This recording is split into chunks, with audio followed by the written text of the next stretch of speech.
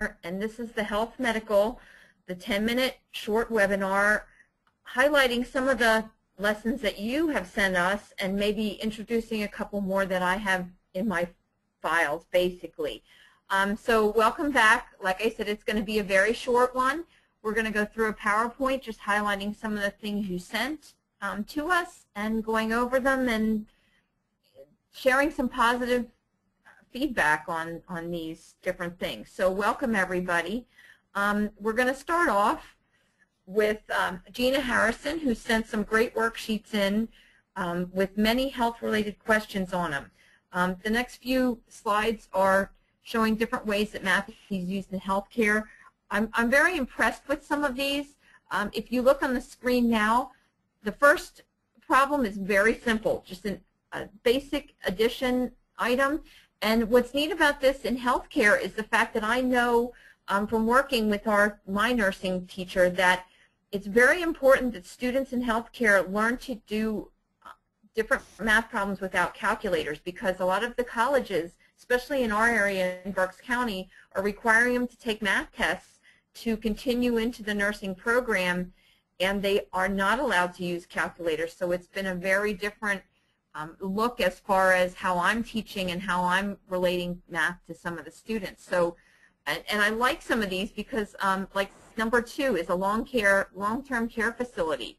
Buying recreational supplies. Nurses don't necessarily think they might be doing that, but they might have some different requirements that nurses now have to do that maybe they didn't in the past because there were people that took care of it. But because of the economy, they're required to do more things, maybe a little bit outside of their area. So those are very nice problems.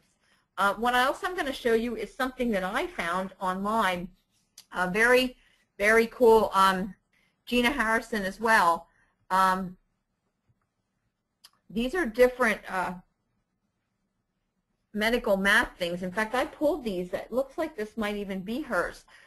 Really nice PowerPoint. And what it explains is, and I think this is really neat, very basic things and what they are used for in the healthcare. If you notice when she starts her PowerPoint, she says the subtraction can be used for this, for inventory, for different things, and then she gives you a sample word problem, which is really neat. It's that relationship between regular math and CTC math, which sometimes is lost in translation. So I have a couple of her slides. Again, any of these that I show you will be shared with you if you would like them. They are actually currently, I just posted them to the Meeder, the PLC site, so they can be accessed maybe even through the toolbox eventually. Again, just a couple to show you a couple items. Here she has division problems. Kim Wentz, another medical professional from our PLC group, also turned this in. I think this is very unique.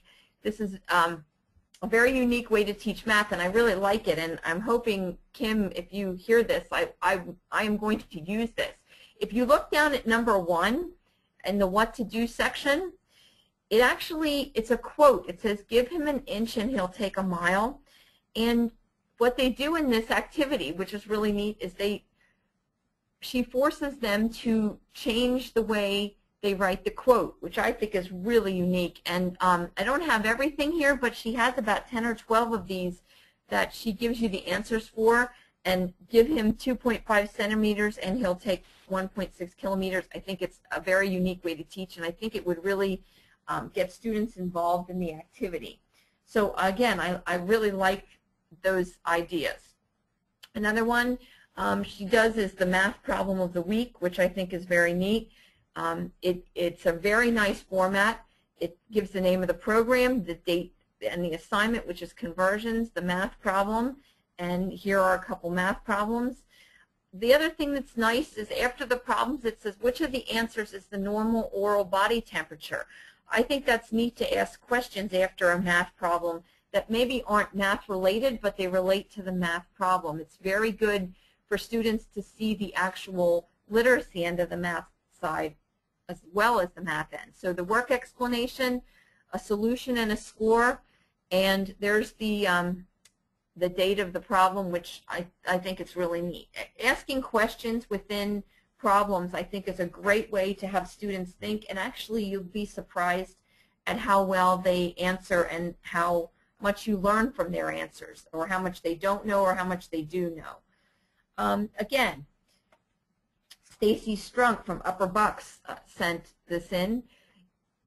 Vocabulary. It's nice to, you know, sometimes people don't think math have a lot of vocabulary, but it's nice to see the vocabulary section and how she breaks it up into CTE, which is your milliliters, ounces, and your math, which are some words that students don't know. Dimensional analysis, numerator, denominator, quotient. They really, you'd be surprised at how many high school students, because they don't use these as much, don't necessarily know them. So she has a great setup on the lesson plan. She has the introduction. She has a guided practice. And I like her introduction. Give a scenario where a patient would drink a 4-ounce glass of water and they need to record it. There's all kinds of things you can do. You could either even bring the water in and show them, physically show them what 4 ounces looks like, because a lot of these students, a lot of your students want to see what it looks like and what's going on with it. So it's a very interesting way to show what's going on. One of the things that I have that I've used in my nursing, with my nursing teacher here, which is Alice Bowers, is some Jeopardy games. And like, again, what I said is I'll give you all of these. They're actually, I have them posted out for you to get. One of them's a conversion to decimal fractions. If not that percentage, which is something, if you look at the actual Jeopardy game itself, it gives you the percentage and it says, if it's not that, what is it? So a lot of students miss the nots in all of their reading, in NOCTI reading, in math reading, and everything. The other game board is a Dingo game board. It's just almost like Jeopardy, but it has a dice roll, and again, you have that as well. And that one's a metric conversion, which students struggle with as well. Fundamentals of Math Nursing. This is something I found online, a very interesting thing. It's a 74-page resource, and it has all of these math things and lots of great, and I had talked to these two ladies, and they are allowing us to use this. So it's in PDF form, and again, it has been sent so you can use it. Another thing, the cc's to ounces. I set up, a lot of you are very familiar with Cornell Notes. Set up a formula sheet for Cornell Notes, and you can see kind of, it's a little blurry, but you can see how that goes from one to the other and how its ratio and proportions, and you can fill out the blanks as well in that. You can use conversion worksheets, which again I found on my math websites, which I introduced in the last webinar. The other thing I had was, if you notice there's a little block on the bottom, you see the 9. I have a series of 9 little note cards that students can actually, you can make them create the note cards of the cc's to ounces and flip them over, and they can actually play a flip game. The other thing I do is a Tic Tac Toe game, where when it's a review, and you'll notice the next screen that I'm showing you, this is a review of different things we did in the classroom. And what I do is, you notice there's blanks and they have to answer the questions. I make them fill that out on the tic-tac-toe board. So I have their answers on there, and then at the end, and I don't tell them what the answers are, so I always say, make sure you think about what you're doing, because I'm going to call the answers on your tic-tac-toe board, and if you don't get the answer, if you don't have the right answer, you're never going to hear it. So I have them working in pairs usually to try to find out the answers for their review session. So it's just to kind of make it fun. Here's another almost Cornell Notes format, which is dosage by weight. Again, students struggle with this, and maybe if you can show them a step-by-step initially and let them draw it out, that will work well. Another thing we've been doing, and we're going to continue doing, are these math minutes for down in Mrs. Bauer's class. I already have about 15 or 20 of them. By the end of the summer, we're hoping to have one for every level for the entire year. So, and again, we share everything here. So when we're finished with that, and I also do an answer key with these. So there's an answer key that runs with them. And the last thing I kind of want to talk about is the using charts and graphs.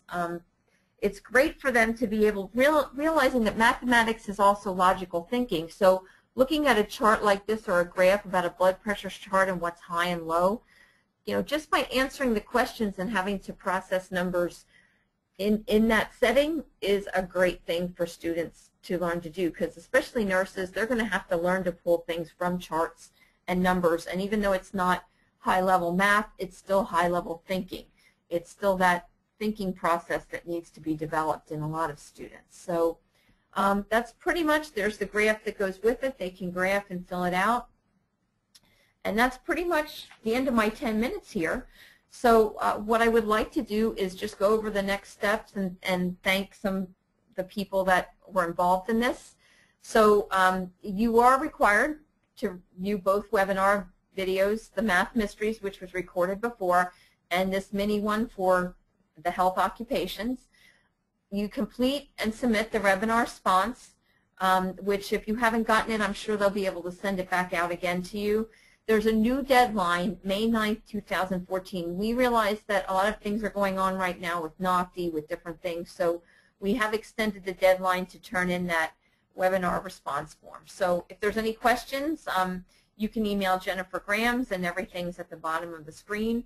And before we go, I'd like to thank the people that basically ran this webinar. I just kind of talked about it, but Gina Harrison, Kimberly Wentz, Stacy Strunk, and Alice Bowers, thank you very much for contributing to all this, and have a great day.